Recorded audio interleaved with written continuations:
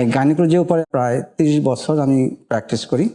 এই প্র্যাকটিসের জীবনে আমি দেখেছি যে অনেক মায়েরা বা বোনেরা বা আমাদের সন্তানেরা তারা স্রাব নিয়ে আসেন, মাসিকের রাস্তায় স্রাব হয়। কেউ এটাকে কোনো গুরুত্ব দেন না, আবার কেউ এটাকে বেশি গুরুত্ব দিয়ে থাকেন। এটার সাধারণত চিকিৎসা করা দরকার। আমি এটার সম্বন্ধে আলোচনা করতে চাচ্ছি।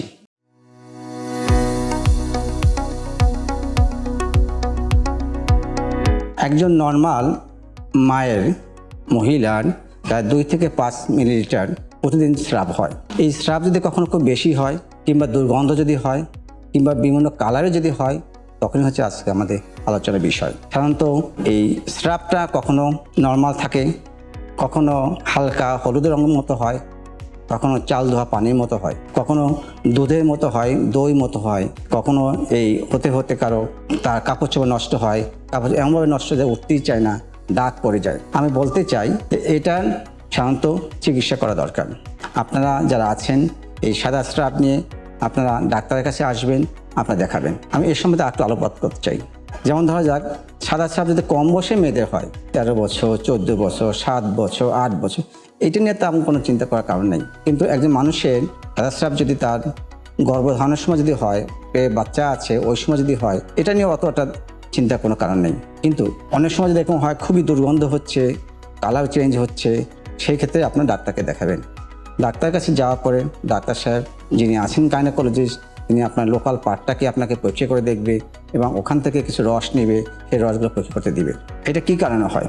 কারো আছে ডায়াবেটিস বেশি থাকলে হয়, কারো আছে ওজন বেশি থাকলে হয়, কারো ওজন খুব কম থাকলে হয়, কারো আছে যে কন্ট্রাসেপটিভ পিল খেলে সেই জন্য হতে পারে, গনোরিয়ার জন্য হতে পারে কিংবা ক্যান্সারের জন্য হতে পারে। সুতরাং আপনি বুঝতেই পারছেন যে নর্মালি হচ্ছে এবং অসুখের জন্য হচ্ছে এবং ইভেন ক্যান্সারের জন্য হচ্ছে।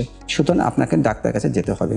ডাক্তারের কাছে যাওয়ার পরে উনি এটাকে চেক করেন, লোকালি এটা চেক করে দেখেন আসলে কী জন্য হচ্ছে এবং এখান থেকে পরীক্ষা করার জন্য অনেক রস নেন। রসটাকে শুধু দেখা যাবে কোন ইনফেকশন হচ্ছে কিনা বা কোনো ক্যান্সার আছে কিনা। সাথে তো ডায়াবেটিস পরীক্ষা করতে পারে, ডায়াবেটিস পরীক্ষার জন্য আপনার পরীক্ষা দেওয়া হলো। তাহলে আমার কীভাবে চিকিৎসা করাবো? এখান থেকে আমার কিছু অভ্যাস করতে হবে। অভ্যাস হলো যে মাসিকের সময় আমি কোনো টেম্পন ব্যবহার করব না, টিস্যু পেপার ব্যবহার করবো না, কোনো কাপড় ব্যবহার করবো না, আমার চেঞ্জের প্যাড ব্যবহার করবো। আর হচ্ছে যে আমার হাইজিনটা মেনটেন করবো। আর ডায়াবেটিস থাকে, ডায়াবেটিস চিকিৎসা করবো। অনেক সময় দেখা যায় বাসা বাড়িতে যে ভাতে মার খেলেও কিন্তু অনেক সময় সাদা স্রাব কমে যায়। এটা হয়তো বা আপনারা অনেকেই জানেন না, এই জিনিসটা খুব সহজ যে ভাতে মার খেয়ে নেবেন। আমলকি নামে একটা ফল আছে, সে আমলকি ফল খেলেও কিন্তু সাদা স্রাব কমে। খেলে কেন কমবে? এর মধ্যে একটা যে পদার্থ পাওয়া যায় যার নাম হচ্ছে অ্যান্টিঅক্সিডেন্ট। এই অ্যান্টিঅক্সিডেন্ট এখানে সাদা স্রাবে খুব কাজ করে। আর ঢেঁড়স খেলে কিন্তু কমে, ঢেঁড়স খেলে কমে, মেথি খেলে কমে। তো মেথি কেন খাবেন? হ্যাঁ, মেথি খাবেন, সবজির সাথে খাবেন, পানিতে অনেক সময় ভিজে সকালবেলা খাওয়া যায়। তো আপনি মেথির অভ্যাস করতে পারেন। অভ্যাস করলে আপনি এই সাদা স্রাব থেকে রক্ষা পাবেন। তবে একটা কথা, একজন বুড়ো বয়সে যদি সাদা স্রাব হয় এবং দুর্গন্ধ যদি হয় এবং চাল ধোয়া পানির মতো যদি হয়, অবশ্যই আপনাকে প্রথমে মনে করতে হবে হয়তো বা এটা ক্যান্সার।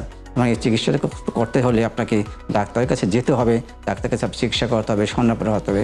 এখান থেকে আপনি কোনোভাবেই গাফিলতি করেন না। হ্যাঁ, আপনি অবশ্যই যাবেন। আমি ডাক্তার সাহেব, যদি আপনার কোনো সমস্যা হয় আপনি আসেন, আমার সাথে কথা বলেন, আমি আপনার পাশে আছি। আসসালামু আলাইকুম। আমি doctor Jahangir Alam, gynaecologist. Narayanganj popular diagnostic সেন্টারে আমি চেম্বার করি।